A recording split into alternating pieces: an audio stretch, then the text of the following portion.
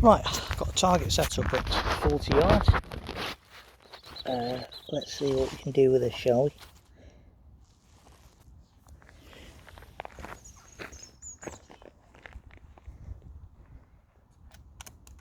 It's lovely and smooth. That cocking action on this thing, it really is a lovely smooth cocking action.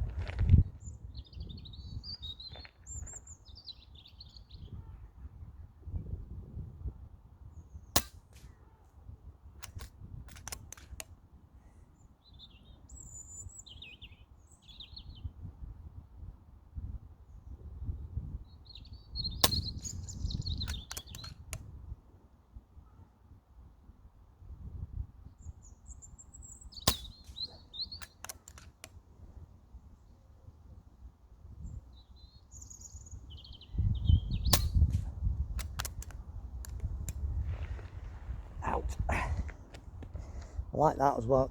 It locks out when you've run out of ammo.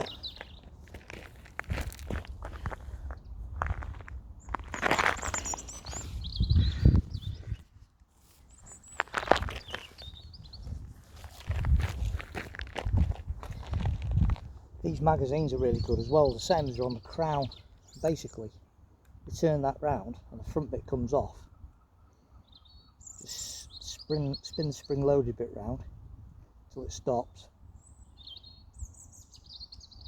Pop the first one in and then just pop them in. So easy. If I've got one complaint about these mags, they work faultlessly. They really do, but they do have a tendency to rattle as you're walking, because the pellets aren't particularly tight fit in the mag, and they're not held in any way. As you're walking, they do have a tendency to rattle about a little bit, which if you're trying to stalk up the prey can be a bit of a nuisance. But I've got to say, they're an absolute dream to use. They really are.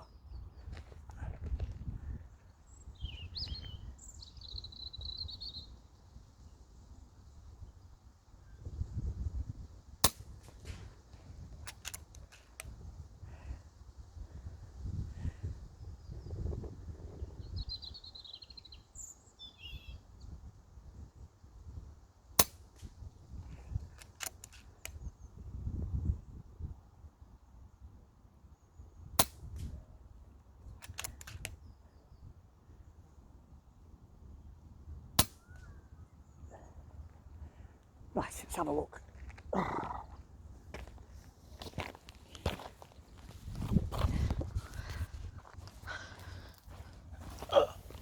That's not bad for a rifle I'm not familiar with. Ignore those because those are my initial shots to zero. It's a little bit spread out. There's a full mag's worth there. Still not quite acquainted with this rifle. Yeah, pretty good at 40 yards. Do a lot better though once I get the hang of it.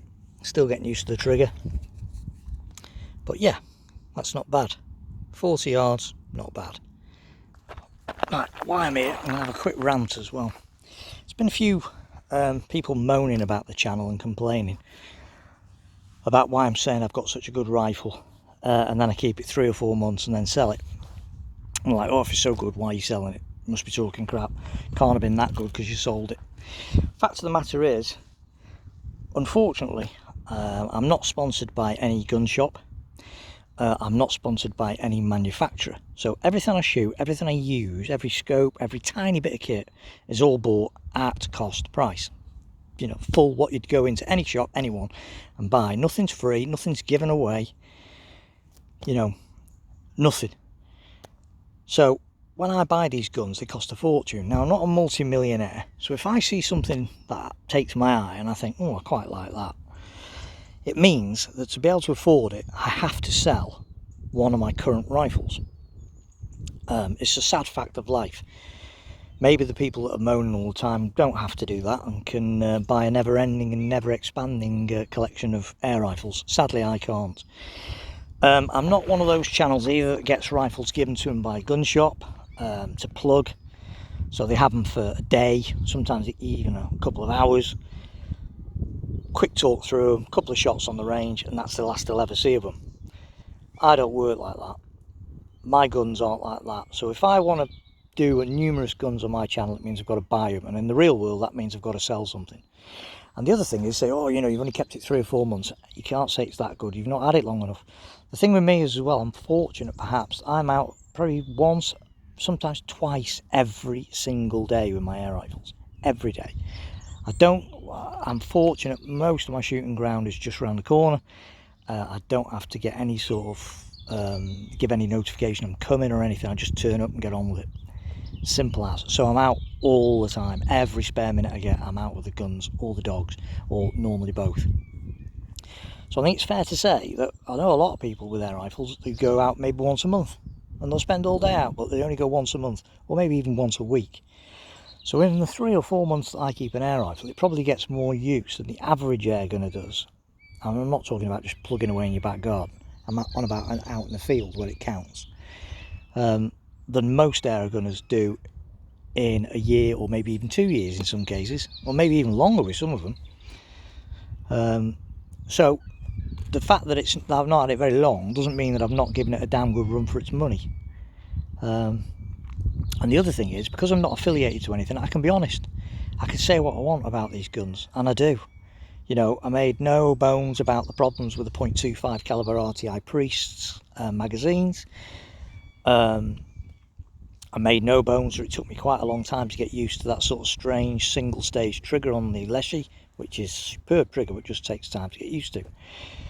So, you know, I'm not affiliated, and because I don't get them for free, it means I can say whatever I like about them.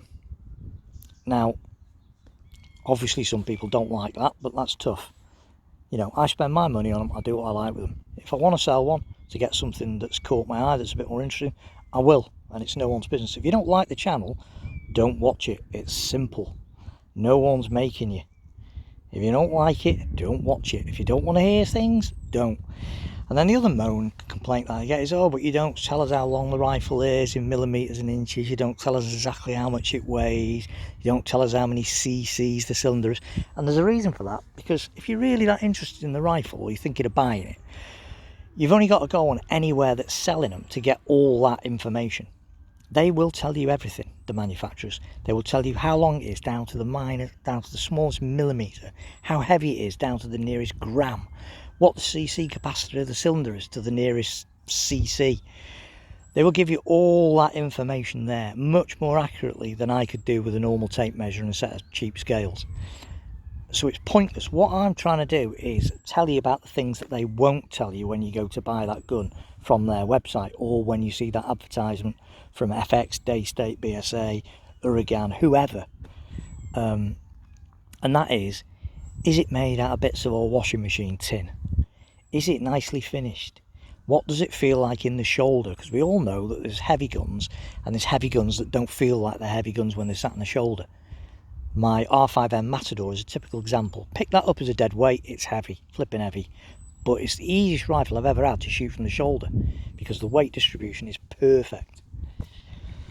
And it's things like that, and I try to show on here, and I try to show real world testing of the rifles. It's all well and good clamping it in a vise and shooting it down an enclosed alley with not a breath of wind, with selected pellets, specially weighed, in specially prepared barrels. What I'm on about is getting what most average air gunners are going to do. They're going to get that gun and they're going to go out in the real world, fields with sheep, grass, wind, lying on stones, shooting it in the real world, not in some specially made testing alley or indoor range, off bags, weighted down with sand. I try to tell you what these things are going to be like when you actually buy one and take it out and try it out in a field, when you're lying on gravel, on mud, or trying to cope with the wind, or trying to see how good it is when it's raining or cold or dead hot and sunny. Is it easy to cock when it's freezing, your fingers are like ice? Does it react when it's boiling hot like it is today? What's it like with different scopes that aren't all from the same manufacturer? This hasn't got any FX bits on it apart from the rifle. That's an A&M Gunsmith silencer, an Akitat bipod and an IOR scope. So that's the reason that I don't bother doing all these weights and measures. It's pointless. If you really want to know what it is in millimeters down to 0.2 of a millimeter, then go on FX, have a look, and it'll tell you all that information there. What it won't tell you there is what it's like to actually shoot out in the field, what it's like to hunt with, what it's like to use when you're just trying to stalk down a hedgerow with it, what it's like when it's blowing a gale. Is it so light that it blows about all over the place on target, or is it okay to shoot in the wind? How does it sit? How does it balance? How does it feel in the shoulder? They can't tell you those things, and they won't tell you those things. That's what the channel's about. It's not about, I'm not here to sell guns to people. It's not my job to sell an FX by giving you all the little intimate stats that you can get off their website. I'm here to tell you what, when you bought one, or if you're going to buy one, what it's actually like to use it in the field. That's what I try to do. And if you don't like it, don't watch them. It's dead simple. No one makes you. And I don't care, because I don't benefit at all. I don't get a penny. I've got no adverts on my site, and I get paid nothing in sponsorship, and I get nothing for free. So really, you can moan all you want. I couldn't give a monkeys. I'm just trying to do videos to keep those that like watching hunting videos and watching different rifles being shot in circumstances that they may end up replicating. So that answers a few of the detractors and the moaners, I hope. So enough of ranting and raving. So there you go. So yeah, so first real shots on a target with it, and it's taken a bit of getting used to, I must admit, like it always does with a new rifle. Bit of time to get used to the trigger, bit of time to get used to where to put your hands on the butt to get the best, most solid position, bit of time to work out where's best to set the bipod up, low or a little bit higher or whatever. But I'm quite pleased with those for initial target shooting. So thanks for watching.